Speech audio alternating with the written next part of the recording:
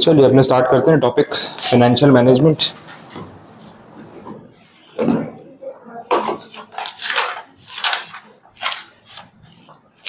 आज नया चैप्टर है, chapter number 13, that is capital budgeting.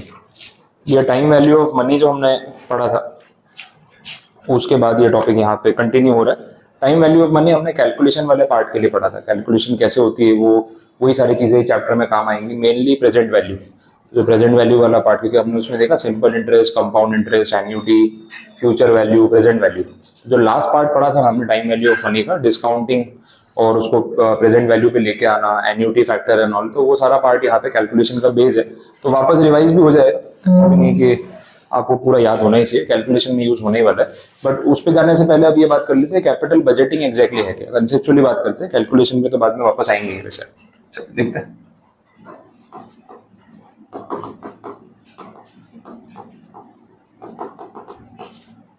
यहाँ पे दो टर्म्स है कैपिटल बजटिंग में ना। मेनली बात हो रही है कैपिटल एक्सपेंडिचर की। कहीं ना कहीं वर्ड आपने अभी तक अकाउंटिंग में बेसिक्स में पढ़ा है, capital expenditure versus revenue expenditure. तो उस पॉइंट पे बात कर रहे हैं। ऐसा खर्चा जिसका फायदा आपको लॉन्ग टर्म तक मिलता है, मेनली मोर देन 12 मंथ्स, तो उसको हम बोलते हैं कैपिटल एक्सपेंस।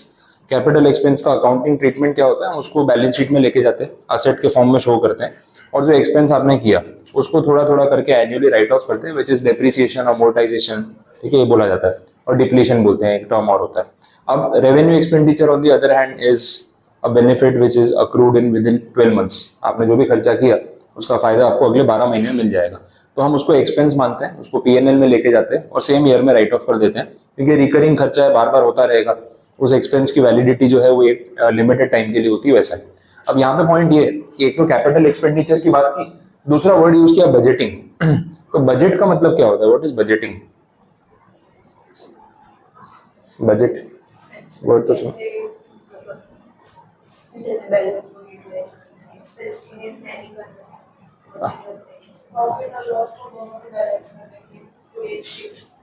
नहीं, वो बजट तो अलग हो गया, तो बैलेंस शीट हो गई। बजट में और क्या, बजट नॉर्मली जनरल टर्म्स में ये वर्ड आप कहाँ यूज करते हो घर में?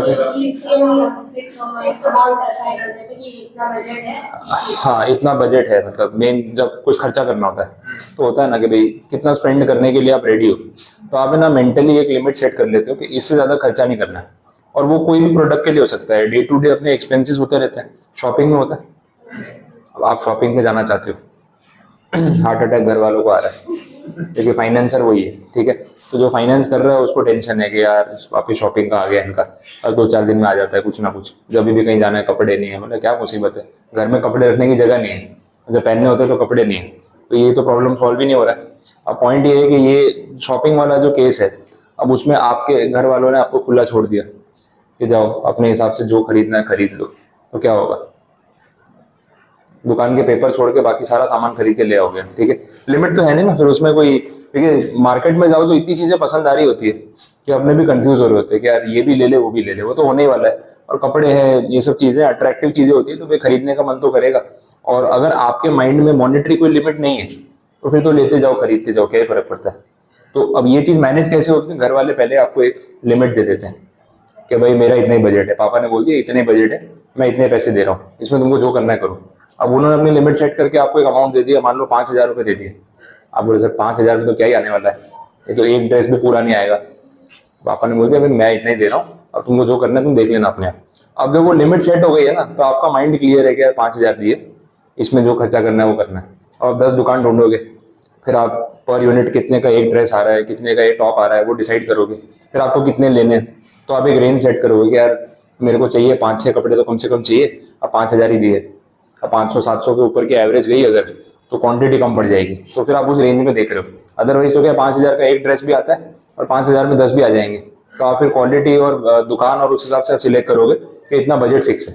अच्छा, घर वालों को पता होता है कि 5,000 में शायद काम नहीं होगा, लेकिन वो भी 1,000-2,000 कम ही देते हैं, है ना, क्योंकि 5 बोला है तो आप 6-7 तक तो पहुंच ही जाते हो, 8 तक भी पहुंच जाते हो। अब पहले 8 दे दिए तो 12 हो जाएगा। तो ये सब जो फाइनेंस कर रहा है ना, उसको समझ में आती है कि कितना बजट रिलीज करना है। ज्यादा पैसे दे दिए तो और खर्चा बढ़ जाएगा, वैसा है। तो बजट का मतलब क्या है, कितना स्पेंड करना है उसकी एक मैक्सिमम लिमिट सेट करना कि इससे ज़्यादा खर्चा किया तो कोई फायदा नहीं है। अच्छा ये तो चलो पर्सनल चीज़ें हो गई, कपड़े खरीदने, घर की शॉपिंग करनी है, तो वो एक ऐसा है कि उसमें कोई कॉस्ट बेनिफिट एनालिसिस वाला पार्ट नहीं है कि उससे आप कुछ कमाने नहीं वाले। अच्छा घर का इंटीरियर करवाना है, ये एक और मुसीबत है। कपड़े तो चलो ठीक है, अब घर के इंटीरियर पे अगर कभी खर्चा हो रहा है तो आप देखना कोई लिमिट नहीं है, जितना पैसा खर्च करना चाहो उतना कर सकते हो। कभी घर में कुछ भी ऐसा काम पड़े ना, चाहे इलेक्ट्रिक का कुछ काम हो, लाइटिंग का हो, सोफा हो, फर्नीचर हो, आप देखना आप जितना पैसा खर्च करना चाहो उतने का प्रोडक्ट अवेलेबल है। आपको सोफा लेना है ना, आप बोलो यार मुझे 25,000 में चाहिए, मिलेगा। आप बोलो 2.5 लाख का चाहिए, हाँ हाँ कर दिया था शायद, या तो ग्रुप 2 वाले फोल्डर में होगी या फिर बाहर ही होगी, चैप्टर 8 नाम है। हाँ तो आप मान लो सोफा खरीदने जाओगे ना, तो आप बोलोगे 2.5 लाख का सोफा चाहिए, तो भी मार्केट में मिलता है। आप और पीछे जीरो लगा दो तो भी मिल जाएगा, हर रेंज में चीज अवेलेबल है। अच्छा इंटीरियर का काम कराते जाओ, नेवर एंडिंग है। अगर आपने एक लिमिट सेट नहीं की ना, ध्यान रखना फ्यूचर में कभी ना कभी टाइम आएगा कि आपको घर का फर्नीचर इंटीरियर आपको कराना होगा। तो अगर आपने एक मॉनेटरी लिमिट सेट नहीं की तो वो पैसा इतना लग जाएगा ना, तो पता चला जितना घर नहीं ना उतने का तो इंटीरियर है। कराते जाओ, कोई लिमिट नहीं है यार। लाइटिंग लगवा लो तो ये आएगा, शोपीस लगवा लो वो आएगा, टेबल ले लो इतने का आएगा, खत्म ही नहीं होता है। और जो इंटीरियर वाला सामान बेच रहा है ना, वो आपको एक से एक अच्छी चीज दिखाता जाएगा। पहले 10,000 वाली दिखाएगा, थोड़ा आपको जमने लगेगी, वो 12-15 वाली रख देगा सामने, फिर वो अच्छी लगेगी, नेवर एंडिंग। और जब पूरे घर का खर्चा हो जाएगा ना, बोले यार क्या बजट सोचा था, क्या माइंड में नंबर था और कितना खर्चा हो गया, वो नेवर एंडिंग है। तो एक लिमिट लगाना जरूरी है। अब ये सब एक्सपेंसेस तो कैसे है कि पर्सनल खर्चा है, आपका जितना शौक है आप उतना खर्चा करो, ऐसी बात होगी जितना आप अफोर्ड कर सकते हो। लेकिन यहाँ पे हम ना बिजनेस डिसीजन कर रहे हैं, this is not personal expenditure, business expenses की बात हो रही है। टर्म यूज किया है कैपिटल बजटिंग, कैपिटल एक्सपेंडिचर की एक लिमिट सेट करना। और ये न्यू बिजनेस सेटअप करते टाइम भी मैटर करेगा, बिजनेस एक्सपांड करते टाइम भी मैटर करेगा। अब जैसे फॉर इंस्टेंस मैं अपना एग्जांपल ले लूँ, क्योंकि बिजनेस की बात हो रही है, कैपिटल एक्सपेंडिचर की बात हो रही है, अब मुझे क्लासेस सेट करने हैं, ठीक है। तो ऑप्शन है ना मेरे पास, मैं कितना भी बड़ा सेटअप कर सकता हूँ। मुझे कितनी प्रीमाइसेस चाहिए, मेरे को कितना उस पर मंथली रेंट एक्सपेंडिचर करना है, इंफ्रास्ट्रक्चर पे कितना खर्चा करना है, इसकी कोई लिमिट सेट करनी चाहिए या जितना मन करे कर लो, एक लिमिट सेट करनी चाहिए। अब मैं इसके लिए क्या फैक्टर्स देखूंगा, पहले तो ऑक्यूपेंसी देखूंगा कि भाई कितने स्टूडेंट्स को मुझे अकोमोडेट करना है। अब मुझे पता है कि यार मेरा बैच साइज जो है 20, 25, 30, 40, 50 की रेंज में होगा, सपोज इतना एवरेज मुझे पता है, और मैंने इतना बड़ा हॉल ले लिया कि 200-250 लोग बैठ सकते हैं। कोई सेंस बना उस बात। अब 250 लोगों के बैठने की जगह होगी तो उसका किराया भी तो उतना ज्यादा होगा, स्क्वायर फुट के हिसाब से रेंट होता है, उतनी लाइटिंग करानी पड़ेगी, उतने एसी लगवाने पड़ेंगे, उतना बड़ा सेटअप करना पड़ेगा, तो कहीं ना कहीं कॉस्ट बढ़ता जाएगा। चलो मैं अफोर्ड भी कर सकता हूँ, मैंने खर्चा कर लिया, 250 लोगों के बैठने का इतना बड़ा हॉल बना लिया, बट फिर बैठने वाले लोग 50 है, तो वर्थ है क्या वो? अगर इसके बदले में 50 या 80 या 100 सीटर क्लास भी बना लेता ना, तो भी आराम से आप लोग ऐसे फैल के बैठते हैं ना, तो भी कोई टेंशन नहीं थी, हर बेंच पे 2-2 लोग बैठे हैं आराम से, तो भी बहुत है। तो जितनी जगह रिक्वायर्ड है अगर मैं उतना ही सेटअप करूँ तो मेरा कॉस्ट कंट्रोल में रहेगा। क्योंकि देखो 200 लोगों के बैठने की जगह तो मैंने बना दी, बट रेवेन्यू तो 50 से आने वाला है, तो अननेसेसरी इतनी बड़ी जगह सेटअप करके फायदा क्या है। तो यहाँ पे मैं जब सेटअप कर रहा था तो मुझे ये डिसीजन लेना था। अब मैंने ये प्रीमाइसेस भी पूरी जब सेटअप की ना, तो मैं देखने आया तो मैंने पूरा मेजर किया कि भाई कितने रूम है क्या है। तो वाज लाइक कि पहले मैंने कैलकुलेशन किया कि एक क्लास में कितने स्टूडेंट्स को मैं अकोमोडेट कर सकता हूँ। अब मुझे बाकी सारे रूम ऑलमोस्ट इक्वल साइज के, अब मुझे लग रहा था कि यार ये क्लासरूम है तो थोड़ा डिसेंट साइज है, चलो 25-30 तक अकोमोडेट हो जाएंगे, बट इन फ्यूचर 50-60 का क्राउड होगा तो मैं कैसे सेटअप करूंगा। तो एक पॉइंट मेरे माइंड में वो भी था, तो कैलकुलेशन तो देखनी पड़ेगी। अब मेरे पास ऑप्शन है, पीछे भी एक रूम है, तो मैं ये दीवार तोड़ के चाहूँ तो क्लास को एक्सपांड कर सकता हूँ। अब मैंने वो ओनर से पहले ही वो चीज़ डिस्कस की थी कि मुझे एक हॉल तो ऐसा चाहिए जहाँ मैं 50-60 स्टूडेंट्स को अकोमोडेट कर सकूँ, क्योंकि उतना क्राउड इन फ्यूचर होगा तो फिर मैं उनको कहाँ अकोमोडेट करूंगा अगर इतने ही रूम्स है तो, क्योंकि ये सारे 25-30 कैपेसिटी से ऊपर नहीं है। अब मेरे पास एक ऑप्शन है कि मैं ये दीवार को हटा के ना क्लासरूम बड़ा कर सकता हूँ, डबल हो जाएगा यहाँ से लेके आगे तक, तो आराम से 50-60 लोग अकोमोडेट हो जाएंगे, कंफर्टेबल भी रहेगा और बड़ा रूम बन जाएगा। अब उन्होंने वो चीज़ अग्रीमेंट में मेरे साथ जो है राइटिंग में कर ली है कि दीवार में इन फ्यूचर तोड़ सकता हूँ, अलाउ किया। तो मैं कैलकुलेशन लेके चल रहा हूँ कि बाई चांस मुझे एक्सपांड करना है तो मेरे पास ऑप्शन है, दीवार हटा देंगे, क्लासरूम बड़ा हो जाएगा, सेटअप पूरा अपना हो जाएगा। तो कैलकुलेशन करके वो चीज़ फाइनल की है, उस हिसाब से मैं रेंट पे कर रहा हूँ तो रिकवर भी होगा। अब मैं और बड़ी जगह ले लूँ और उतने स्टूडेंट्स ना हो तो वेस्ट ऑफ मनी है। तो ये सारी चीज़ें बिजनेस डिसीजन में अगर हम नहीं सोचेंगे तो पैसा तो लगता जाएगा लेकिन रिकवरी नहीं होगी, तो प्रॉफिट कैसे बनेगा, बात समझ आ रही है? तो ये सोचना है। दूसरा एग्जाम्पल आप ले लो, आप कितनी बार कोई कैफे में रेस्टोरेंट में जाते हो तो आप देखते हो वेटिंग होता है, संडे कितना वेटिंग होता है। संडे अगर आप 8 साढ़े 8 बजे खाना खाने का मन है तो गलती से बाहर मत जाना, क्योंकि 1.5 घंटा तो आपको वेट करना पड़ेगा। तब तक आप फ्रस्ट्रेट हो जाओगे, फिर आपको लगेगा इससे अच्छा सुबह के नाश्ते पे चले जाते, टाइम तो उतना हो ही चुका है। तो हर जगह वेटिंग होता है। अब ना हम लोग कितनी बार, मुझे ध्यान में है कि अपना 8वां गेट पे ना मैसूर कैफे बना हुआ है, बहुत पुराना है, 1960 में खुला था वो, मतलब 50-60 साल हो गए। और सूरत का सबसे पुराना साउथ इंडियन रेस्टोरेंट है, वो अभी भी चल रहा है। जितनी जगह उसकी 1960 में थी ना, आज भी उतनी जगह है, उतनी ही प्रीमाइसेस है। अब आप एनी डे चले जाओ 8-9 बजे, वहाँ पे वेटिंग चलता है, 1-1.5 घंटा तो 1 घंटा तो वेटिंग करवा ही देगा आपको। संडे को गए तो और भी टाइम लग सकता है। अब वहाँ बाहर बैठे बैठे अपने सोच रहे हैं क्या इतने पैसे कमाता है, जगह बड़ी क्यों नहीं कर लेता है।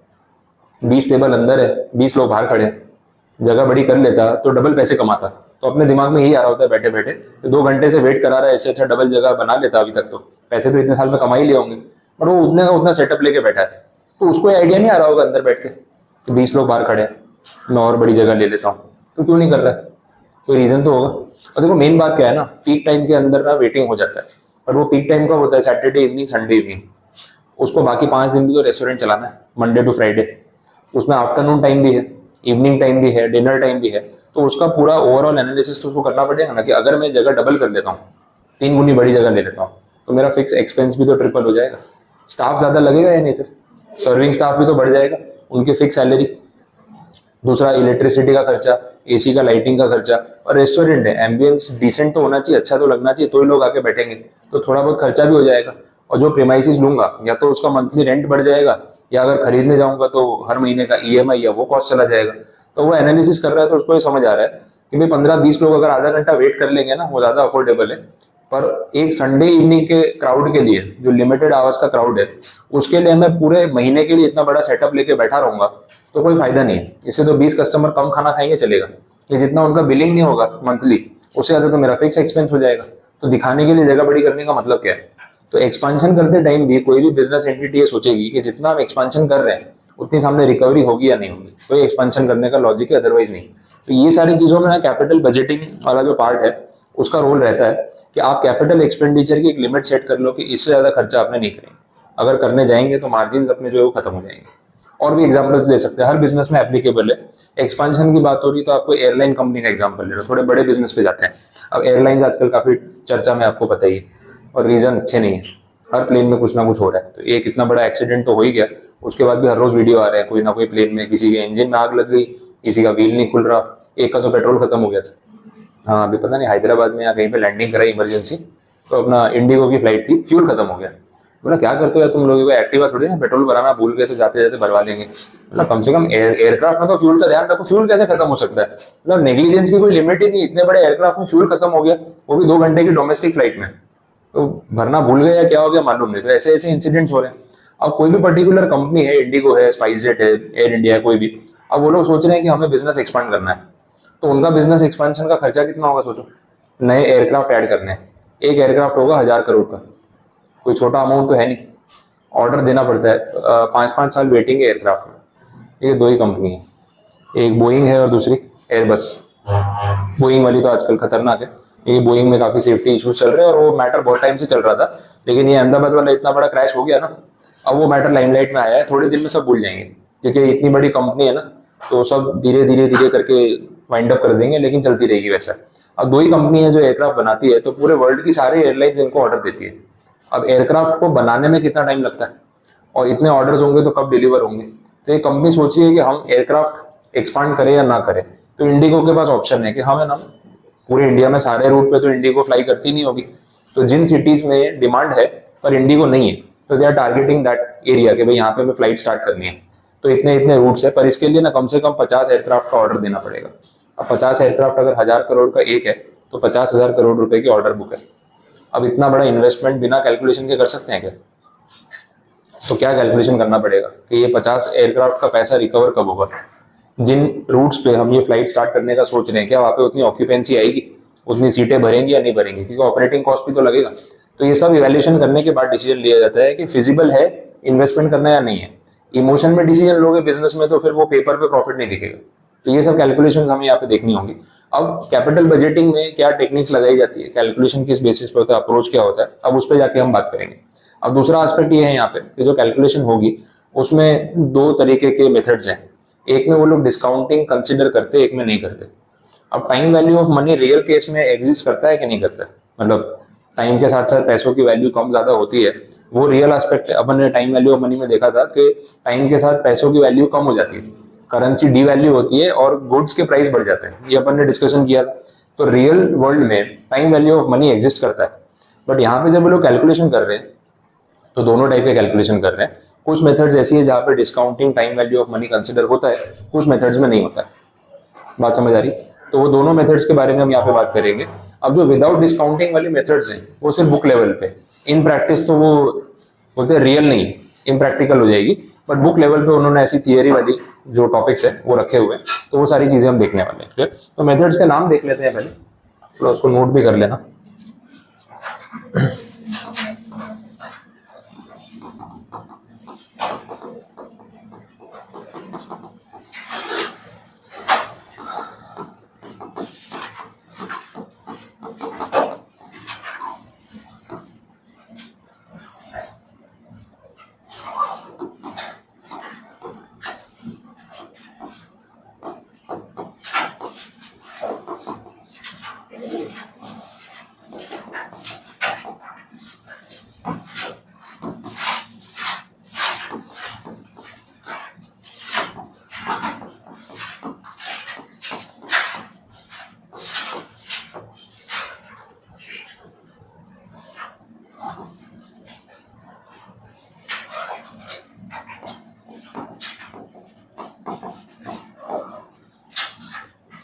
ये कुछ मेथड्स के नाम है जो अपन इस चैप्टर में आगे देखने वाले हैं। एनपीवी है, that is net present value method, NPV method बोलते हैं इसको। पीआई रेशियो है, profitability index, IRR, internal rate of return, ये सब टॉपिक्स है। अभी शॉर्ट में भी लिख लोगे चलेगा, पूरे नाम पे मेथड आएगी तो लिखवाता जाऊंगा।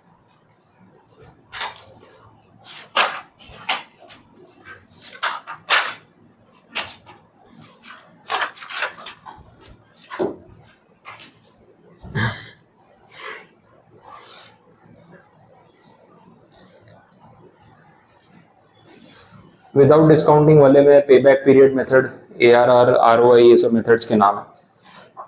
अब एक एक करके हमें सारे समझने, कैलकुलेशन देखना है कि कैसे होता है।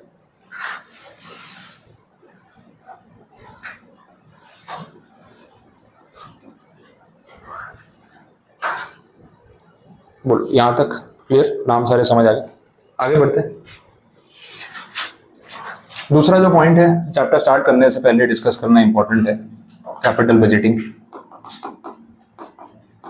जो भी कैलकुलेशन हम नॉर्मली करते हैं फाइनेंस में, उसमें ना प्रॉफिट जो होता है, प्रॉफिट आफ्टर टैक्स सपोज, तो इसके ऊपर ज्यादा फोकस रहता है, पीएटी, प्रॉफिट। लेकिन ये चैप्टर में ना प्रॉफिट के बेसिस पे कैलकुलेशन नहीं होगा, बिकॉज प्रॉफिट जो है इसके अंदर कुछ नॉन कैश एक्सपेंसेस भी होते हैं जो सिर्फ टैक्सेशन पर्पज के लिए होते हैं। तो एक कैश फ्लो होता है और एक प्रॉफिट होता है, दोनों में फर्क है। आपके बैलेंस शीट में पीएनएल में जो प्रॉफिट आफ्टर टैक्स दिख रहा है वो नंबर, और आपके हाथ में जो एक्चुअली कैश बचा है, दोनों अमाउंट में डिफरेंस आता है। और डिफरेंस का रीजन क्या है? Non cash expenses, for instance depreciation, best example.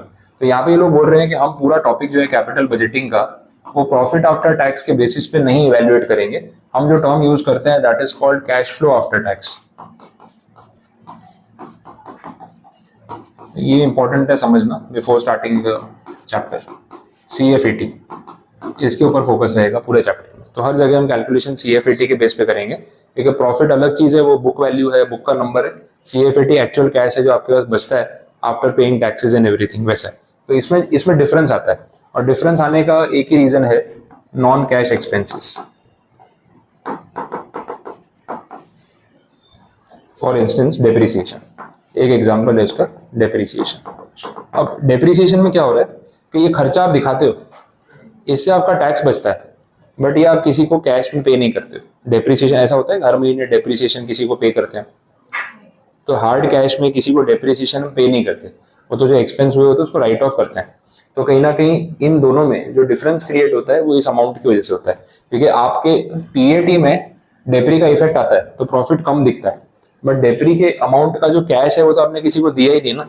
तो ये अमाउंट जो है ना सीएफईटी, ये हमेशा पीएटी से ज्यादा होता है, क्योंकि डेप्री हार्ड कैश में किसी को आपने दिया नहीं, तो बुक्स में प्रॉफिट आफ्टर टैक्स कम दिख रहा होगा, डेप्री का खर्चा आपने क्लेम किया, बट खर्चा क्लेम किया, किसी को कैश पे नहीं किया, तो कैश अलग दिखता है, प्रॉफिट अलग दिखता है। और ये अभी नंबर्स अपन देखेंगे तो मैं टैली भी करा दूंगा कि किस तरीके से ये होता है। यहाँ तक कुछ कंफ्यूजन है तो बोलो, क्लियर, ये समझ आ गई? तो CFAT और PAT की बात कर लेते हैं, इसका कैलकुलेशन देख लेते हैं कि भाई CFAT अगर या PAT दे रखा है तो आपको CFAT कैलकुलेट कैसे करना होगा, क्योंकि सम स्टार्ट करने से पहले अगर ये नंबर्स ही नहीं है आपके पास तो इवैल्यूएशन हो नहीं पाएगा। दो तरीके हैं इसको कैलकुलेट करने के, दोनों देख लेते हैं, कुछ एग्जाम्पल फ्रेम कर लेता हूँ।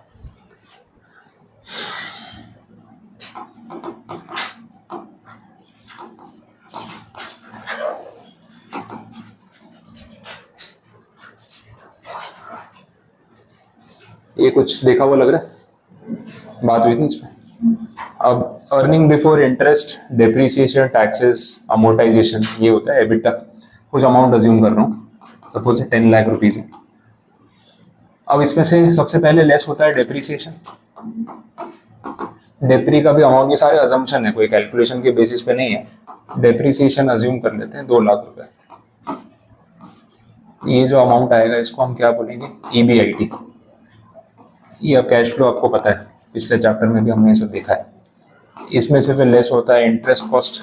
ये भी अज्यूम नंबर है, अपने पास कोई डेट का अमाउंट कुछ नहीं है, मैं सिर्फ रैंडमली अमाउंट्स ले रहा हूँ कंसेप्ट समझाने के। 3 लाख रुपए इंटरेस्ट मान लेते हैं।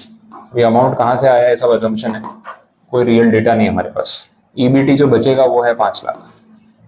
इसमें से फिर टैक्स माइनस होता है, टैक्स मान लेते हैं 30%, जो कंपनीज का स्टैंडर्ड रेट है, तो 1,50,000।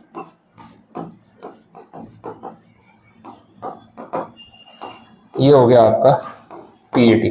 यहाँ तक समझ आए? तो ये कैश फ्लो आपने देखा हुआ है।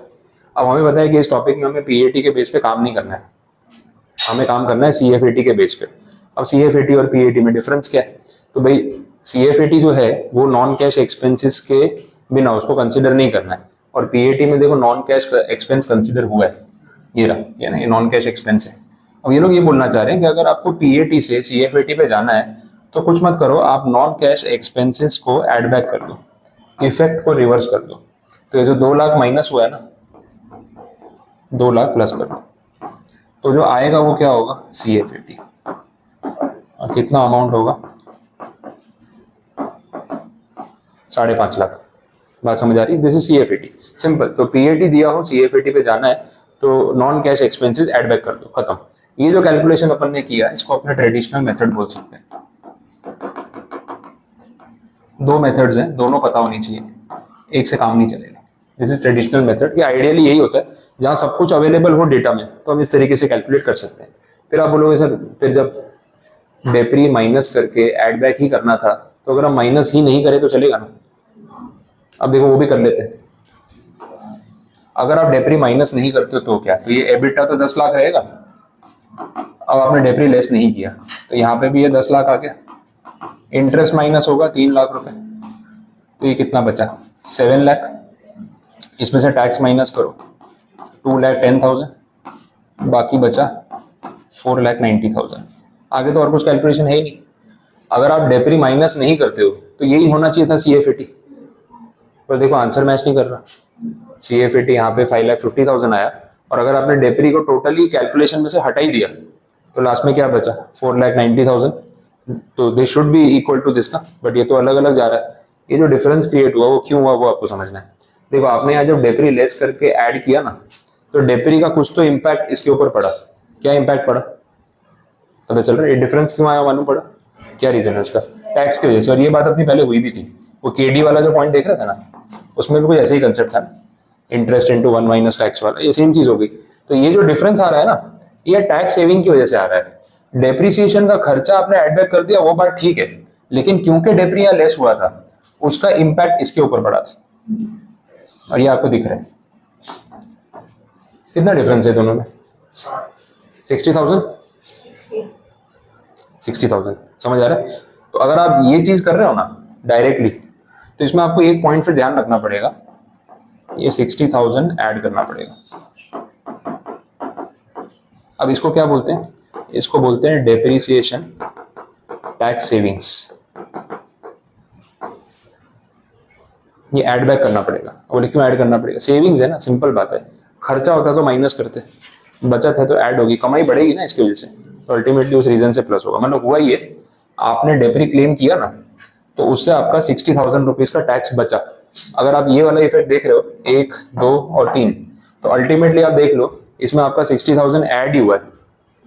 2 लाख माइनस किया, 2 लाख प्लस किया, बट उसकी वजह से टैक्स कम हो गया।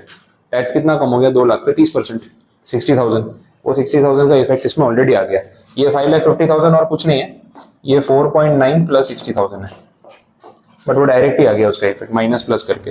बट क्योंकि आपने यहाँ डेप्री माइनस ही नहीं किया, तो यहाँ डेप्री ऐड भी नहीं हुआ। समझ आ रही? अब जब माइनस और प्लस किया नहीं, तो चलो डेप्री का इफेक्ट तो समझ आता है, बट टैक्स के इफेक्ट का क्या? टैक्स तो बचता है ना, तो फिर वो चीज ना आपको यहाँ पे मैन्युअली ऐड करनी पड़ेगी। अब यहाँ ध्यान दे दो, उसको आपको यहाँ पे ऐड करना पड़ेगा। समझ आ रहा है? तो इसके अंदर ये 60,000 अगर आपने ऐड नहीं किया तो आपको सही अमाउंट नहीं मिलेगा। तो ये CFAT लाने के लिए ये जो अमाउंट आता है आपका डायरेक्ट कैलकुलेशन में, उसमें आपको डेप्रिसिएशन से होने वाला टैक्स सेविंग प्लस करना नहीं भूलना है। अगर आप भूल गए तो ये आंसर फिर से मैच नहीं करेगा, गलत हो जाएगा। अब समझ आए? तो ये ट्रेडिशनल अप्रोच है और ये डेप्रिसिएशन टैक्स सेविंग्स वाला अप्रोच है। ऐसे दो अलग अलग मेथड्स हैं। अब दोनों पता होना क्यों जरूरी है, उसका रीजन है, सम में डेटा क्या दिया होगा, यू डोंट नो।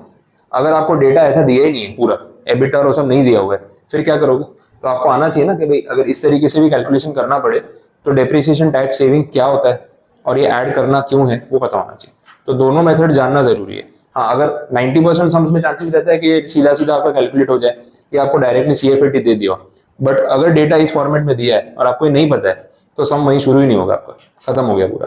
तो ये जाने बिना आगे बढ़ना सेफ नहीं है। समझ आ गया?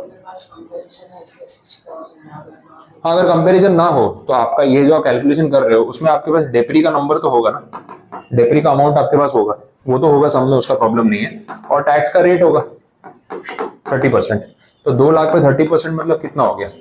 60,000 हो गया। ये आप यहाँ पे प्लस कर दो, तो ये डेटा आपके पास अप्रोप्रिएट होगा कि आप गिन सको। बट मेरा बोलने का मतलब ये है कि दोनों अप्रोचेस आपको पता होनी चाहिए कि कंसेप्चुअली है क्या, ताकि कहीं सम रुक नहीं जाए। तो क्लियर है? ठीक है, ये लिख लो, आपको लिखना पड़ेगा ये, तो ये ध्यान रहेगा। PAT वर्सेस CFAT, ये कैलकुलेशन आप देख लो। कुछ नहीं समझ आ रहा है तो बोलो।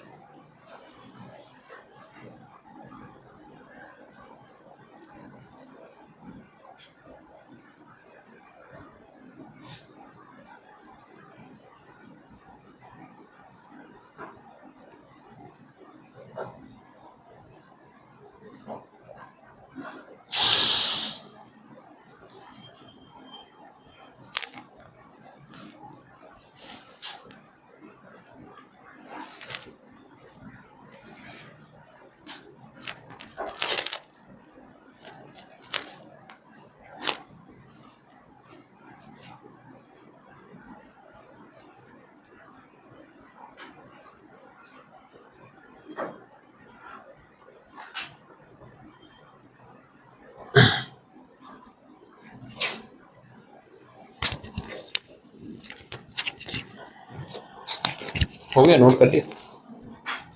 कुछ नहीं समझ आया, कुछ पूछना है तो बताओ।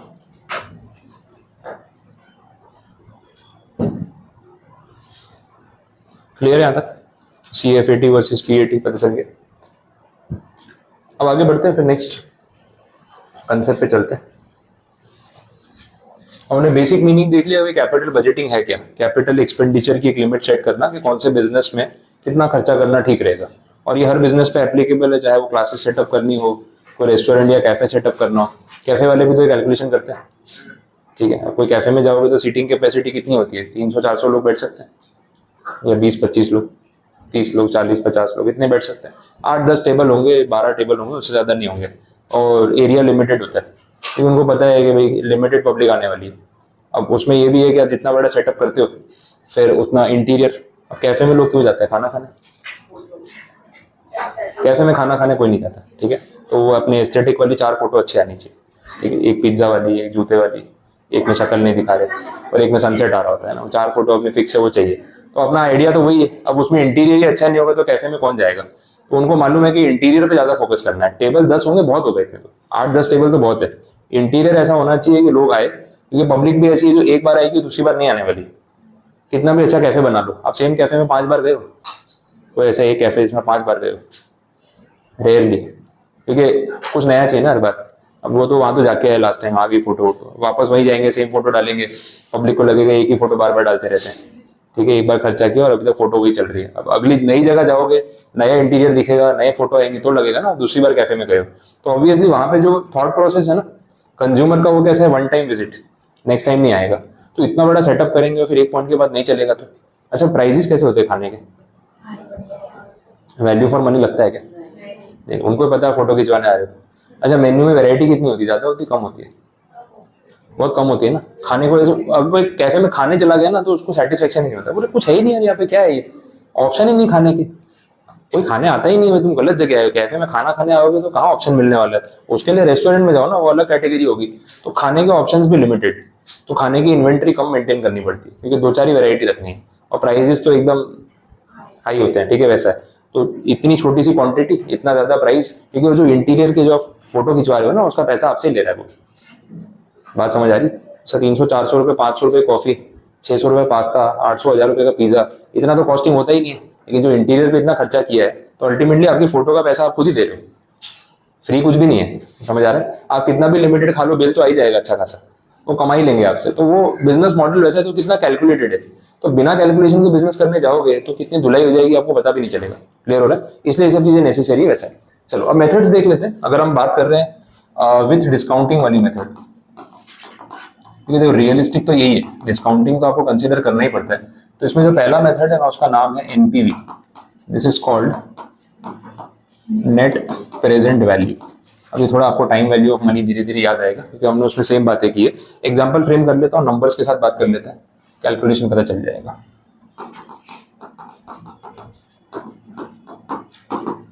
एक बिजनेस का एग्जांपल ले लेते हैं जहाँ पे आप कुछ पैसा लगा रहे हो। कैफे की बात कर रहे थे ना, कैफे का एग्जांपल ले लो। अब कैफे में पैसा इन्वेस्ट करोगे तो इंटीरियर, प्रीमाइसिस का रेंट, डिपॉजिट, ये वो, स्टाफिंग, इक्विपमेंट, वो सब पे खर्चा होगा। तो आप एक कैलकुलेशन ले रहे हो कि भाई कितना खर्चा है कैफे स्टार्ट करने में हो जाएगा। मान लेते हैं 20 लाख रुपीज आपका इन्वेस्ट होगा। ये इनिशियल इन्वेस्टमेंट है कि आज अगर कैफे स्टार्ट किया तो 20 लाख रुपए आपको लगाने पड़ेंगे। अब इसकी एक लाइफ भी तो होगी, कितने साल चलेगा। एक पॉइंट के बाद सारी पब्लिक जब आके चली जाएगी फिर कोई नहीं आएगा, तो पुराना हो जाएगा, उसको बंद करना पड़ेगा। वैसा है तो कुछ लाइफ अज्यूम कर लेते हैं, मान लो 4 साल, ठीक है? 4 इयर्स की लाइफ अज्यूम कर रहे हैं। एक है cost of capital. Cost of capital क्या है आपको पता है, ठीक है? तो पैसा ये 20 लाख रुपए अगर आपके घर पे पड़ा भी हो तो भी हम क्या मान के चलते हैं, हमारे पास नहीं है। रीजन बीइंग कि इसकी एक अपॉर्चुनिटी कॉस्ट होगी। अगर आपके पास 20 लाख पड़े हैं तो आप ये सोचोगे कि कहीं और लगाता तो इतने पैसे मिल जाते, और अगर नहीं पड़े हैं, बैंक से लोन लेके ही लाने वाले हो, तो फिर इंटरेस्ट देना ही देना है। तो कहीं ना कहीं कॉस्ट ऑफ कैपिटल तो आपका लगने ही वाला है। वो कॉस्ट ऑफ कैपिटल हम अज्यूम कर लेते हैं 10% पर एनम, इतना आपका खर्चा लग रहा है, ठीक है? अब इस बिजनेस में पैसा लगाएं या ना लगाएं, वो किन फैक्टर्स पे डिपेंड करेगा कि भाई रिकवरी कितनी होगी 4 साल में, वो देखना पड़ेगा। अब 4 साल में जो रिकवरी होने वाली है, हमने देखा CFAT बेसिस पे बात करेंगे, PAT के बेसिस पे नहीं। तो मैं नंबर अभी डायरेक्टली ले लेता हूँ। कैश फ्लो आफ्टर टैक्सेस हर साल का फिक्स रहेगा। अब वो अमाउंट अज्यूम कर लेते हैं एक सेकेंड, कैलकुलेशन देखना पड़ेगा। 6,50,000 this is annual cash flow after taxes. ये डायरेक्ट गिन के दे दिया तो आपको भी कैलकुलेट नहीं करना है। अब ये सारा डेटा है और आपको डिसीजन लेना है कि ये कैफे स्टार्ट करें या ना करें, ये आपका कॉल है। आज 20 लाख रुपए लगाऊं या ना लगाऊं, कैसे डिसीजन ले। इसको थोड़ा और है ना कट टू कट कर देते हैं, जो 6.5 लाख है ना इसको 6 लाख कर दो। अब 6 × 4 आपने कर लिया होगा 24 लाख रुपए। तो आप देख रहे हो 20 लाख रुपए लगाने हैं, 24 लाख रुपए आएंगे, 4 लाख रुपए प्रॉफिट है, लगा देते हैं। ये सही कैलकुलेशन है या गलत है? क्या गलती है इसमें? हाँ, कॉस्ट ऑफ कैपिटल, डिस्काउंटिंग, ये 20 लाख पे ब्याज भी तो लगेगा, तो ब्याज तो आपने इवेल्युएट किया नहीं। दूसरा, ये 6 लाख रुपए करके आपको 4 साल में पैसा मिल रहा है, एक साथ तो मिल नहीं रहा है। ऐसा तो नहीं ना कि आज ही किसी ने 24 लाख दे दिए, कि सुबह 20 लाख रुपए इन्वेस्ट किए, शाम को 24 लाख वापस आ गए, ऐसा तो हो नहीं रहा है। तो ये जो 24 लाख की हम बात कर रहे हैं ना, ये 6 लाख रुपीज करके आपको 4 इंस्टॉलमेंट में मिल रहे हैं, और वो भी एक साल के गैप पे। तो आज का 20 लाख और 4 साल में इस तरीके से आने वाला 24 लाख क्या डायरेक्टली कंपेरेबल है? सेम टाइम फ्रेम पे है? नहीं। तो डायरेक्ट कंपैरिजन कैसे हो सकता है? कंपैरिजन ही गलत है। आज का 100 रुपया और 5 साल बाद का 100 रुपया सेम होगा? नहीं। तो उसमें टाइम वैल्यू का तो फैक्टर आ जाएगा ना, वो तो कंसिडर करना पड़ेगा। अब ऑप्शन क्या है आपके पास? एक ऑप्शन ये है कि इन सब की आज की वैल्यू निकालो, इन सब की, फिर कंपेयर करो ना इसके साथ, क्योंकि 20 लाख तो आज देने, लेकिन ये तो आपके पास 4 साल में इंस्टॉलमेंट्स में आ रहे हैं। इन सबको आज की वैल्यू पे लेके आना पड़ेगा। ये जो अमाउंट आएगा ना, ये कंपेयर हो सकता है डायरेक्टली कि प्रेजेंट वैल्यू टर्म्स में इन 24 लाख रुपीस की वैल्यू कितनी है आफ्टर डिस्काउंटिंग। और जब आप डिस्काउंटिंग कर रहे हो तो कौन सा रेट यूज करोगे? ये वाला। और डिस्काउंटिंग करते करते आपने इंटरेस्ट कॉस्ट कंसिडर कर ली, अल्टीमेटली आप वही कर रहे हो। फिर जो प्रेजेंट वैल्यू आएगी ना, उसको कंपेयर करेंगे। अगर इस सबकी प्रेजेंट वैल्यू ये 20 लाख से ज्यादा आती है तो फायदा है, और कम आती है तो नुकसान है। बात समझ आ रही? बस ये कैलकुलेशन को हम बोलेंगे नेट प्रेजेंट वैल्यू मेथड। ये जो प्रेजेंट वैल्यू आएगी ना इसकी, ये है प्रेजेंट वैल्यू। और जब इसमें से आप 20 लाख माइनस करोगे इनिशियल इन्वेस्टमेंट, जो बचेगा उसको क्या बोलेंगे? Net present value. अगर ये पॉजिटिव आ गई तो बिजनेस करने का मतलब है, नेगेटिव आ गई तो श्योर है कि मत करो। बात समझ आई? ये कैलकुलेशन हमें यहाँ पे करना है। तो एक सम्स में कुछ डेटा आएगा तो इसी तरीके से आएगा। प्रेजेंटेशन अपन देख लेते हैं कैसे करना चाहिए। मैं पहले पूरा समझा देता हूँ कैलकुलेशन, फिर उसके बाद आप लिख लेना। देखो ईयर वाइज चलना पड़ेगा यहाँ पे, शॉर्टकट फॉर्मूला भी देख लेंगे बाद में, उसका प्रॉब्लम नहीं है। CF80 पर एनम कितना? CF80 है 6 लाख रुपए, एवरी ईयर सेम है, टोटल हो गया 24 लाख। बट हमें पता है कि 6 लाख रुपए आज की वैल्यू नहीं है, तो हमें इसको डिस्काउंट करना पड़ेगा। अब डिस्काउंट करने के लिए हमें फैक्टर निकालना पड़ेगा, present value interest factor at 10% पर एनम। ये अगर कुछ याद आ रहा हो, ठीक है, 1/1.1 टाइम वैल्यू ऑफ मनी में। तो फैक्टर्स निकालने के लिए हमें यहाँ पे करना है 1/1.1। ये होगा 0.9091। देख लो साथ साथ में आया ये।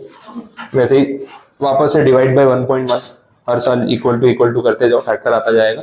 सेकंड फैक्टर जो है वो ऐसा होगा 1/1.1 कैलसी पे करोगे तो 1/1.1 equal to simple equal to करते जाओगे तो आता जाएगा। तो ये 8264, फिर ये आएगा 7513, फिर ये आएगा 6830, ऐसे चलता रहेगा, फैक्टर आ जाएंगे। अब इनका मतलब क्या होता है ये आपको याद आना चाहिए। क्या हुआ? हाँ मेरे को याद है। हाँ 5-6 साल के फैक्टर तो याद है मुझे।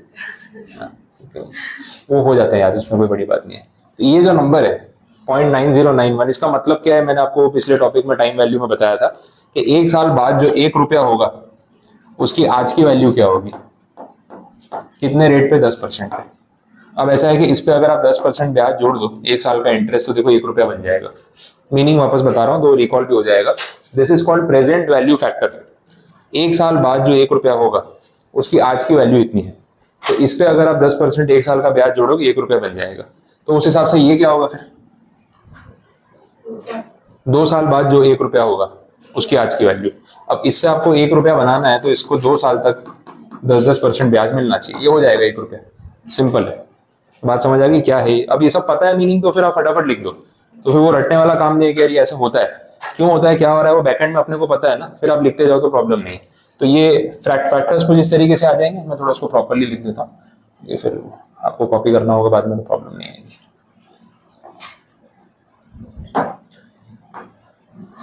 ठीक है, तो ये फैक्टर्स थे 0.9091, 0.8264, 0.7513, 0.6830। ठीक है, ये सारे फैक्टर्स हो गए। अब आगे हम क्या करेंगे, present value of cash flows हमें कैलकुलेट करनी है, तो हम इसको मल्टीप्लाई करेंगे। ऐसे होगा ना, मल्टीप्लिकेशन होता जाएगा। 6 लाख इंटू 0.9091 कुछ अमाउंट आएगा। कितना अमाउंट आ रहा है देखो, 545455। देखो पॉइंट में मत जाना, वो 1-2 रुपए राउंड ऑफ करके ही बता देना।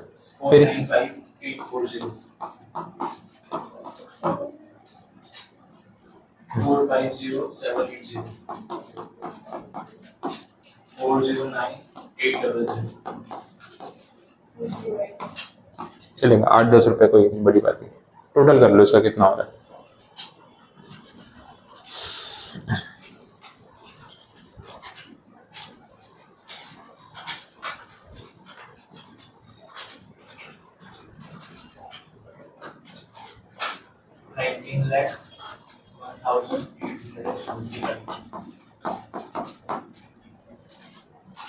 अब क्या, किसी ने 4 डेसिमल लिए होंगे, किसी ने 3 लिए होंगे, किसी ने स्क्रीन पे सारे नंबर लिए होंगे, या मैंने 9091 लिखा, आपने 9090 लिया होगा, तो थोड़ा बहुत वेरिएशन आएगा। 50-100 रुपए 200 रुपए तक का वेरिएशन 19 लाख के अमाउंट में मैटर नहीं करता है, तो वो चलेगा। आइडियली 4 डेसिमल लेने चाहिए, या अगर क्वेश्चन में उन्होंने डेसिमल स्पेसिफिक दे रखे हैं, ये नंबर्स दे रखे हैं, तो फिर जैसे दिए वैसे लेनी चाहिए। कितनी बार वो 3 डेसिमल्स भी देते हैं, कितनी बार 4 भी देते हैं, या आप कैलसी पे जो पूरा अमाउंट आ रहा है वो ले लो तो भी चलता है, इतना प्रॉब्लम नहीं है। इससे कोई मार्क्स नहीं कटेंगे, वो चेकर को आइडिया है कि भाई नंबर सही लिए हुए चलेगा। ये जो आया ना, this is present value of cash flow. अब आपको चाहिए नेट प्रेजेंट वैल्यू, तो इसमें से आपका इनिशियल इन्वेस्टमेंट जो है ना वो लेस होगा। हम कर क्या रहे हैं, हम कंपेरिजन कर रहे हैं कि आज आपने कितने पैसे लगाए, 20 लाख रुपए, और जो आप 4 साल में कमा रहे हो उसकी आज की वैल्यू कितनी है, 19 लाख रुपए। कोई फायदा है, नुकसान ही आने वाला है। तो इसमें से आप इनिशियल इन्वेस्टमेंट का 20 लाख माइनस करोगे तो आपका जो नेट प्रेजेंट वैल्यू आएगा वो नेगेटिव में आएगा, 98,000 समथिंग 125। ठीक है, माइनस में आया। माइनस में आने का मतलब है कि ये बिजनेस में इन्वेस्ट नहीं करना चाहिए, यहीं से दिख रहा है, काम खत्म, मत इन्वेस्ट करो, क्योंकि आप करोगे तो नुकसान होगा, जेब से पैसे जाएंगे।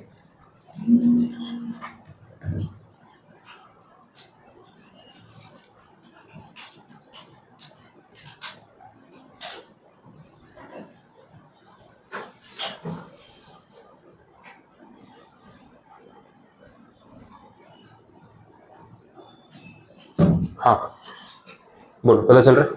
ये प्रेजेंटेशन हो गया। जो आपने टाइम वैल्यू ऑफ मनी में प्रेजेंट वैल्यू देखा था वही हम यहाँ पे कर रहे हैं, कुछ भी नया नहीं।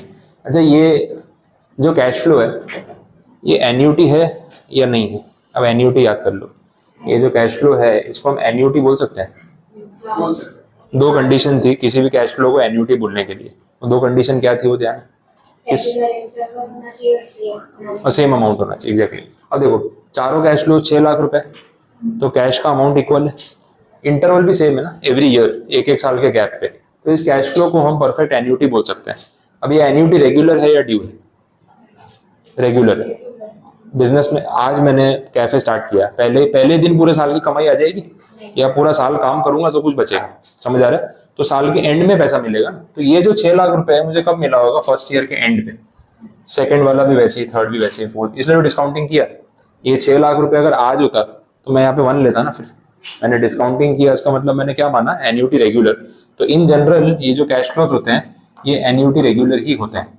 सम में कितनी बार क्वेश्चन में बोला होता है cash flows are received at the beginning of the year, specific line लिखी होती है, तो फिर ये आपको बिगिनिंग ऑफ द ईयर मानना पड़ेगा। अब उस सिचुएशन में इसकी आज की वैल्यू तो 1 रुपए रहेगी ना, तो फैक्टर फिर सारे चेंज हो जाएंगे। एन्यूटी ड्यू में क्या देखा था अपन ने, पहला फैक्टर हमेशा 1 होता है, सब किया हुआ है अपन ने कैलकुलेशन, फिर फैक्टर्स चेंज होते जाएंगे। समझ आ रहा है? बट इन जनरल कुछ नहीं बोला हो, इम्प्लाइड है कि एन्यूटी रेगुलर, इसलिए रेगुलर बोलते हैं, साल के एंड में पैसा मिलेगा। समझ आ रहा है? ये कैश फ्लोज एक्चुअल है या एक्सपेक्टेड है? बोलो, एक्सपेक्टेड कैश फ्लो है या एक्चुअल कैश फ्लो है? ये 6 लाख रुपए ये आएगा, आपने ऐसा प्रिडिक्शन किया है या ये रियल नंबर से आ चुका है? ये प्रिडिक्शन है। ये आज आप बैठ के सोच रहे हो, जब आपने कैफे शुरू नहीं किया है, 20 लाख रुपए है, बजट बना लिया कि 20 लाख लग जाएंगे, बट कितना कमाऊंगा, ये एक्सपेक्टेड है ना, एक्यूरेट थोड़ी है। जब स्टार्ट करूंगा ना तो ये ऊपर नीचे भी जा सकता है। हम तो आज पैसा लगाने के पहले कैलकुलेशन कर रहे हैं। एक बार पैसा लगा दिया उसके बाद तो कैलकुलेशन करने का सेंस ही नहीं है। फिर तो ऐसा है कि जो होगा वो आपके कंट्रोल के बाहर है। अभी आपने 20 लाख रुपए लगाए नहीं है, कैफे शुरू नहीं किया है, तो आपके कंट्रोल में है कि करना है कि नहीं करना है। लेकिन एक बार पैसा लगा दिया उसके बाद तो फिर आप इसके पीछे भागते रहो जितनी रिकवरी हुई, और अगर उसके बाद भी यही हुआ तो क्या कर लोगे, फिर तो लॉस होने ही वाला है। तो ये सारे कैश फ्लोज हम आज बैठ के एंटिसिपेट कर रहे हैं, एक्सपेक्ट कर रहे हैं कि हमारी कैलकुलेशन के हिसाब से ऑन एन एवरेज इतना पैसा हर साल आएगा। अब ये 6 लाख का 6-10 भी हो सकता है, 6-50 भी हो सकता है, 8 लाख भी हो सकता है और 5 लाख भी हो सकता है। आपने जितना एक्यूरेटली वैल्यूएशन किया होगा, एनालिसिस किया होगा, उसके ऊपर डिपेंड करेगा। तो ये सब कुछ हम पैसा लगाने से पहले सोच रहे हैं, पैसा लगाने के बाद सोचने का कोई लॉजिक नहीं।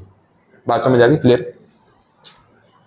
अब ये जो इतना सब हमने किया, जब ये एन्यूटी था तो ये सब ऐसे करने की जरूरत थी नहीं, आप डायरेक्टली भी गिन सकते थे, वो एन्यूटी फैक्टर, जीटी फैक्टर करके, वो मैथ्स वाली बात हो गई ना। जब 6 लाख से ये सारा मल्टीप्लाई करना है तो ये टोटल ही निकाल लो ना, ये वाला। इसको हम क्या बोल रहे थे? पीवी फा, जीटी फैक्टर। वो लास्ट में जीटी नहीं किया ना, 1 डिवाइड बाय 1.1 4 बार इक्वल टू जीटी, वो करके देख लो, आंसर सेम ही आएगा। कर लो ना कैलसी पे एक बार, वो याद भी हो जाएगा वापस।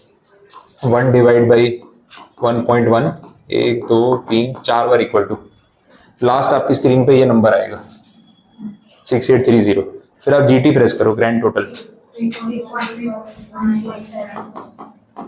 ऐसा कुछ आ रहा है, इंटू 6 लैक्स आ गया डायरेक्टली। 6 लाख से मल्टीप्लाई करना, 24 लाख से मत कर देना, ठीक है। इन सबका टोटल आप कर चुके हो, तो एक कैश फ्लो से मल्टीप्लाई करोगे ना 6 लाख से, तो आपको डायरेक्टली अमाउंट मिल जाएगा। तो अगर एन्यूटी है तो इतना बड़ा टेबल बनाए बिना भी आंसर आ सकता है, पर फिर सब्जेक्टिव पेपर में प्रेजेंटेशन तो करना पड़ेगा। अब प्रेजेंटेशन अगर आप ऐसे नहीं करना चाहते, बोले सर एन्यूटी है तो जरूरत ही नहीं है, तो ये वाली चीज भी आपको उनको लिख के दिखानी पड़ेगी। वो फॉर्मूला वाइज होगा, फिर आपको ऐसे लिखना पड़ेगा, present value of cash flow CFAT per annum into PV फा। बताओ तो सही कैलकुलेट कैसे किया। 10% पीवी फा 4 ईयर्स, 4 साल का फैक्टर था ना, ऐसे लिखना पड़ेगा। अब ये आपका CFAT कितना, 6 लाख रुपए। ये जो है ना, ये जो भी आपने गिना 3.1697, इससे आएगा 19,01,875, ऐसे बताना पड़ेगा। This is present value of cash flow. तो अगर पूरा टेबल नहीं बनाना तो ये दूसरा ऑप्शन है, बट ये तभी काम करेगा जब कैश फ्लो एन्यूटी के फॉर्म में है। हर साल का कैश फ्लो अलग भी तो हो सकता है, 6 लाख, 5 लाख, 8 लाख, 3 लाख। अब ये नहीं काम करेगा, उसमें फिर टेबल ही चाहिए ना, उसमें आपको यही करना पड़ेगा, क्योंकि नंबर्स अलग अलग है तो एन्यूटी फैक्टर काम नहीं आएगा। तो ये तो बहुत लिमिटेड सर्कमस्टांसिस में ये चीज काम आ सकती है, अगर CFAT एन्यूटी के फॉर्म में हो, अदरवाइज नहीं वैसा। अब ये आ गया, फिर उसमें से आप इनिशियल इन्वेस्टमेंट माइनस कर देना, वही आगे जो कैलकुलेशन था 20 लाख वाला। तो ये लोग क्या करते हैं, एनपीवी का फॉर्मूला बना दिया। ये हटा देता हूं एक बार। एनपीवी को एज अ फॉर्मूला कैसे प्रेजेंट करते हैं वो समझ लो।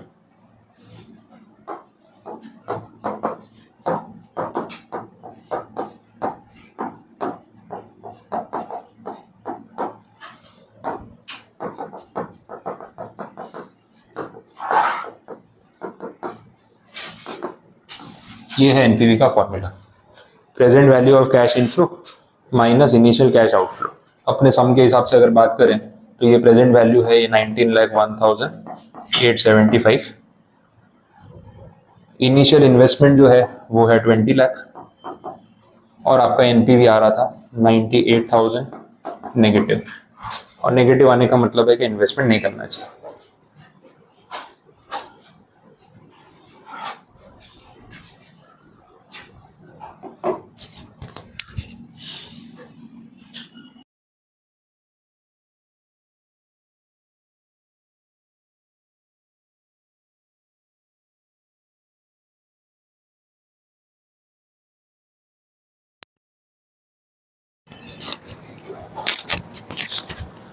बोलो, नोट कर लिया? यहां तक कुछ नहीं समझ आया तो बताओ। क्लियर हो रहा है, कंसेप्ट पूरा पता चला? ये अपना एन्यूटी वाला केस था तो अपन ये यूज कर सकते हैं। अगर कैश फ्लोज में एन्यूटी ना हो तो फिर आपको ये टेबुलर फॉर्मेट ही करना पड़ेगा। तो पता हर चीज होनी चाहिए, सम में वो लोग कोई भी तरीके से पूछ सकते हैं। चलो ये एक पार्ट हुआ। अब इसमें थोड़ा सा और जो भी पॉइंट्स ऐड करने हैं वो कर लेते हैं। देखो एनपीवी डिसीजन मेकिंग की बात कर रहा हूँ। अगर एनपीवी पॉजिटिव है तो इन्वेस्टमेंट करना चाहिए, ठीक है, सिंपल हो गया। एनपीवी अगर नेगेटिव है तो इन्वेस्टमेंट नहीं करना चाहिए। अगर एनपीवी एग्जैक्टली 0 है तो इसको हम बोलेंगे इनडिफरेंस पॉइंट। इनडिफरेंस पॉइंट का मतलब इन्वेस्टमेंट करो ना करो कोई फर्क नहीं पड़ेगा। देखो बैठे बैठे बोर होते हो, कोई काम नहीं है, पैसे बहुत है, टाइम पास करना है, तो इन्वेस्ट करके खेलते रहो। एंड में ना कुछ बचेगा ना जेब से कुछ जाएगा, और बेटर काम है आपके पास लाइफ में करने के लिए, तो यहाँ पैसे लगा के कोई फायदा नहीं, क्योंकि एंड में बचेगा कुछ नहीं। समझ आ रहा है? अब देखो ये जो पॉइंट है ना, अब मैं इस पे बात कर रहा हूँ, NPV equal to 0, indifference point. एक थियरी में क्वेश्चन आ जाता है कितनी बार, या जनरली पूछ लिया कि क्या ये indifference point break even point के बराबर है या नहीं, ये क्वेश्चन है। Is this break even point? Answer is no, this is not break even point. अब उसका रीजन समझा रहा हूँ क्यों। एनपीवी इक्वल टू 0 का मतलब है कि जो आपकी कैश फ्लोज की प्रेजेंट वैल्यू है और जो आपकी इनिशियल इन्वेस्टमेंट है वो दोनों बराबर होगी। बोल सकते हैं ऐसा? अभी पीछे फॉर्मूला बताया। अगर एनपीवी 0 है तो टेक्निकली ये दोनों चीजें बराबर है, तभी तो एनपीवी 0 है ना, वैसा है। अब देखो एनपीवी 0 ये जो पॉइंट है, this is not break even point. Reason being, इसका दूसरा मतलब ये है कि इस पॉइंट पे आपने अपनी इनिशियल इन्वेस्टमेंट तो पूरी रिकवर कर ही ली। वो जो 20 लाख लगाए थे वो तो पूरा रिकवर कर लिया। What about the interest cost? वो रिकवर हुआ कि नहीं हुआ? एनपीवी 0 वाले पॉइंट पे आपका इंटरेस्ट कॉस्ट रिकवर हुआ कि नहीं हुआ? हो गया। उसके बाद आपके पास कुछ बचा? नहीं बचा। तो यहाँ पे ना एनपीवी 0 वो पॉइंट है जहां पे आपने वो इनिशियल 20 लाख रुपए जो लगाए थे ना, वो पूरे वापस आ गए, और वो जो बैंक का ब्याज नहीं देना था 10% हर साल का, वो भी पूरा वापस आ गया। बट वो सारा ब्याज बैंक ले गई। 10% प्रॉफिट आपका हुआ था, लेकिन वो सारा प्रॉफिट बैंक ले गई इंटरेस्ट कॉस्ट में। उसके बाद आपके हाथ में क्या बचा? कुछ भी नहीं, 0। तो NPV equal to 0 initial investment के बराबर नहीं है, वो तो प्रेजेंट वैल्यू पे। जो आपने 20 लाख रुपए लगाए, आपने उससे कुछ ज्यादा ही कमाया था, तो definitely you are in profit. Gross profit था, लेकिन इंटरेस्ट चुकाने के बाद नेट प्रॉफिट 0 हो गया। तो अल्टीमेटली आपको फायदा कुछ नहीं मिला, बैंक ने कमा लिया। आपको 20 लाख रुपए उधार देके बैंक ने अपना 10% पर एनम के हिसाब से ब्याज कमा लिया। एट द एंड आपके हाथ में कुछ नहीं बचा, तो फायदा कुछ नहीं हुआ, लेकिन अल्टीमेटली जेब से भी कुछ नहीं गया। तो NPV equal to 0 is definitely something profitable than the initial investment. But जितना प्रॉफिट आपने कमाया वो सारा प्रॉफिट बैंक के इंटरेस्ट कॉस्ट में या कॉस्ट ऑफ कैपिटल में चला गया। तो इसको हम ब्रेक इवन पॉइंट नहीं बोल सकते। ब्रेक इवन पॉइंट वो होता है जहां पे एग्जैक्टली आपकी फिक्स कॉस्ट रिकवर हुई है, उसके बाद कुछ नहीं बचा। तो ब्रेक इवन पॉइंट जो भी होगा ना, वो इससे नीचे होगा। ब्रेक इवन पॉइंट तो यहाँ कहीं बिलोंग कर रहा होगा। ब्रेक इवन पॉइंट में तो आपका इंटरेस्ट कॉस्ट भी रिकवर नहीं हुआ होगा, तो माइनस में जाएगा। But this is not break even point. इसका रियल मतलब ये है कि आपकी इनिशियल इन्वेस्टमेंट प्लस आपका कॉस्ट ऑफ कैपिटल दोनों रिकवर होंगे, और एग्जैक्ट उतना ही कमाया जितना लोगों को चुकाना था ब्याज के फॉर्म में। उसके बाद आपके हाथ में कुछ नहीं बचा, इसलिए एनपीवी 0 आया। क्योंकि जब आपने ना प्रेजेंट वैल्यू निकाला, तो प्रेजेंट वैल्यू आया कैसे? डिस्काउंटिंग करके। किस रेट पे डिस्काउंट किया आपने? इंटरेस्ट रेट पे, 10% पर एनम। तो वो इंटरेस्ट रेट को डिस्काउंट कर दिया, मतलब वो तो चुका दिया ना। उसके बाद कुछ भी नहीं बचा आपके पास, फिर वो एनपीवी 0 हो गया। तो ये टेक्निकली आपको समझना है कि एनपीवी 0 पॉइंट एग्जैक्टली है क्या। इसमें आपकी दो चीजें रिकवर हुई है, तीसरा कुछ रिकवर नहीं हुआ है। बात क्लियर हो रही? कोई कंफ्यूजन अभी आता? समझ आ गया? तो ये सब चीजें कंसेप्चुअली पता होनी चाहिए। डिसीजन मेकिंग के लिए ये काम लगेगा आपको, इसको एज अ टेबल लिख लेना चाहिए, क्योंकि आगे मैं और भी मेथड्स में इसको कंपेयर करूंगा। ये डिसीजन मेकिंग के लिए काम आएगा।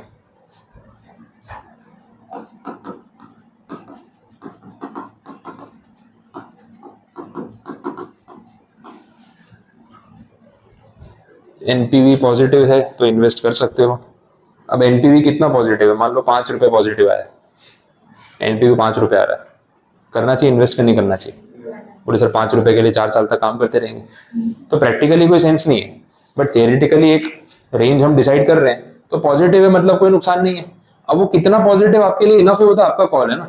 NPV is equal to 5 rupees, तो वो पॉजिटिव में आ रहा है, बट उतने के लिए कौन मेहनत करेगा? मत करो। फिर आपको एनपीवी वर्थ लगता है कि नहीं, वो तो आपका कॉल है, वो सब्जेक्टिव हो गया। बट थियरिटिकली डिसीजन मेकिंग में 3 एस्पेक्ट्स होंगे।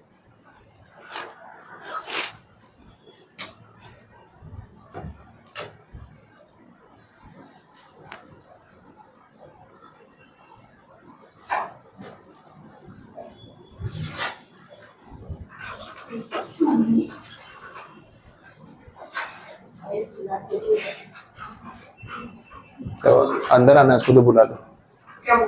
टॉपिक इंटरेस्टिंग लग रहा होगा क्या? मैंने ऐसा नहीं, आता ही नहीं ना। देखो अभी भी कोशिश कर रहा है।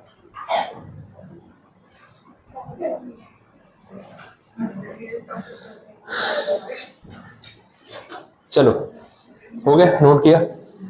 तो ये एनपीवी वाला पूरा कंसेप्ट जो है ना वो आपका यहाँ पे कंप्लीट है, with formula, with presentation, with decision making, सब कुछ आ गया।